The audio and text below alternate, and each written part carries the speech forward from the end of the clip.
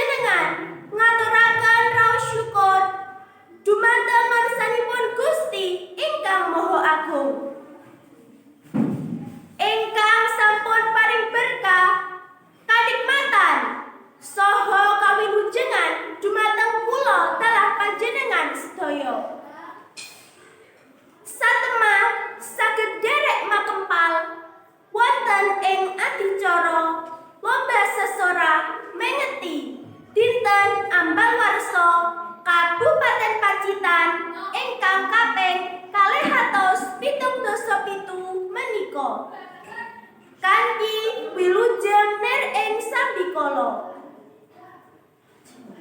Sholawat miwah salam kita aturaken dumateng junjungan kita Nabi Agung Muhammad sallallahu alaihi wasallam.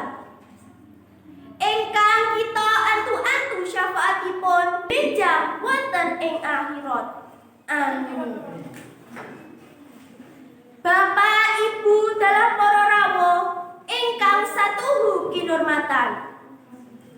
Kula badhe ngaturaken sesorah kanthi irah-irahan. Sumangga tresnani produk pacitan. Produk pacitan punika kathah sanget. Wonten barang ugi jaharan. Awujud barang antawisipun akeh, batik, lan sapanunggalanipun. Awujud jaharan antawisipun gendhis Jawi, jenang, tahu tuna, sale, lan sapanunggalanipun. Dados umpami panjenengan sami betahaken gendhis Jawi, cekap pundhut gendhis Jawi ingkang damelan tiyang pacitan. Tulojonipun pados gendhis Jawi wonten Desa Wonoanti utawi Desa Mlaran. Umpami betahaken batik nggih mundhut batik ingkang damelan tiyang pacitan. Sahingga kita saged saling sabiyantu nguntungaken kalih sederek kita wonten ing pacitan. Sahingga masyarakat Pacitan saged langkung sejahtera.